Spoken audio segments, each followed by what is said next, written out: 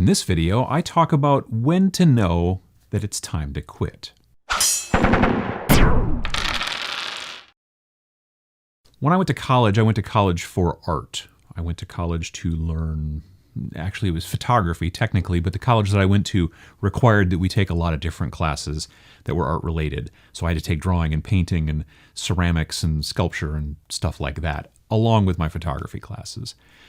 In doing that, I learned possibly one of the most important things that I learned during my college career, and I learned it during a fine art painting class. Now, when I'm talking painting, I mean a brush on canvas and, one of those big palettes with your hole through the thumbs. You can hold it and dab, and then you're doing this, and you're painting, and the whole deal on a big honking easel. Just, pretty stereotypical, art painter guy stuff in this class. Everything in the class was covered in paint. It was an older lab, and it was a lot of fun, and I enjoyed it, and I learned a bunch of things. The really important thing I learned was through failure, and it was taught to me by my professor, Jeff. So I'm working on a self-portrait, because that was our class. That was a particular project for that, week. And so I was working from a photograph of myself on my parents' porch. None of this is really super important. The fact of the matter is I had been working on it. I worked on it a good portion of the night previous, and I was still working on it today, and I was just hating it with every brush stroke that I was putting on more and more, and it was just not working, and I just couldn't figure it out, and I kept trying to fix it, and it just wasn't working.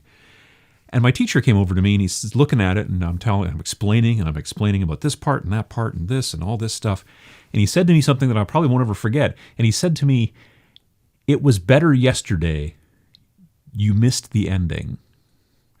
And what he meant was, I had gotten to a point the day previous when he was watching where I was very close to the point where it should have ended, and I should have ended it then, but there were a couple of things here I was trying to perfect, so I kept adding, and I kept adding, and I kept adding, and then I basically drove it into the ground, and there wasn't much you could do to save it anymore.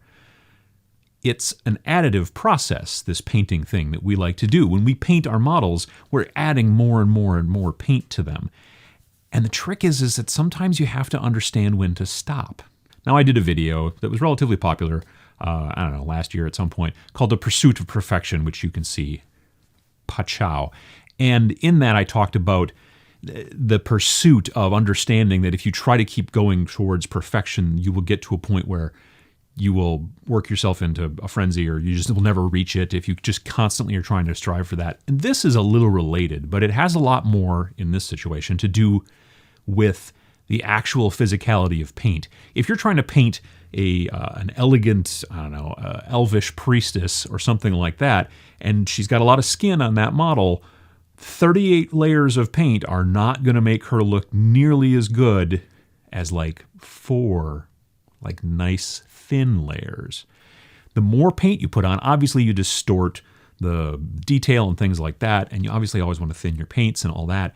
But my point is that being an additive process, you can't very frequently fix problems by adding more paint. Covering and covering and covering and covering on such a tiny little model will cause you trouble. A while back, when I was still kind of meandering around the idea of playing full-blown giant 40K, I was working on a bunch of models, HQ units, for the kind of custom chapter that I was working on. And I was working on this chapter master. He's a modified captain from the Assault on Black Reach set. I just did a bunch of work and kind of fixed his head, put a different head on there, did some other stuff. And I really like how he turned out. But I will tell you right now, I could have easily worked another 4 or 5 hours on this guy. And I think that I actually hit it by stopping when I did. If you keep working on a single model for a really long time, not only are you potentially wasting time, which, if you've got lots of time to waste, that's fine. I know people who don't play to game, they don't paint to play, they paint because they enjoy it. They do it for display. And they are admittedly very slow painters, and they will go for a really long time, and they're totally happy to do it because they're enjoying it, they're listening to podcasts, whatever they're doing, and they'll take forever to get something to where they like it. And that's fine. Most of us, though, are usually trying to get stuff done so that we can play with it. So taking too much time and constantly trying to be like, no, if I just could fix that, if I could just do a little bit, that will get you to a point where you just won't ever get anything done. And that's a bad thing. But the other problem is if you keep putting more and more and more paint onto your project, you get to a point where you just can't fix things by adding more paint, and you should have stopped earlier. And trying to identify that and understand where that spot is, it takes experience and it's hard, and I'm no expert, but it's something to think about because you might catch a glimpse of it at some point and have a decision in your mind. Am I done? Or should I just try to fix that arm? Just that shadow on the... Am I done? Because sometimes when you ask the question, am I done? You're done, as it turns out, and you should be. Now, obviously with painting, we have to understand that if you've primed this model and you have not covered up all the primer at the very least, well, you're probably not done. To say that, well, the best model is the one that doesn't have any paint on it at all, that obviously doesn't make sense in this situation. But the fact of the matter is that getting to the point you need to get to with the least amount of paint in a lot of situations is actually super helpful, because the thing that you don't want is your model to look like it's got paint on it. So lots of people will tell you, thin your paints, thin your paints. I talked about wet palette, making sure to thin your paints. And that's great, and it's important. But you could thin your paints as much as you want. When you put 100 layers on it, it's still going to be thick and chunky, and you have to watch out for that. So the situation is to really start to identify when you're painting a model. When you're trying to just crank stuff out that's pretty close to tabletop, you're going to have a pretty good idea of where it's good enough, because you're like, it's good enough. I have 20 more of these guys to get through. This one's good, and you can go on to the next one. That's fine.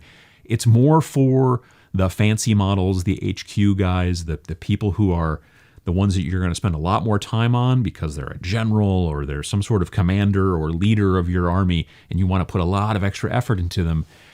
Understand that putting too much paint onto them and not understanding when you should be done and move on to the next model, understanding that is super important. And if you start thinking about it when you first begin the model, you might be able to spot the point at which you should end and not miss it and let it get by and drive your model into the dirt with paint.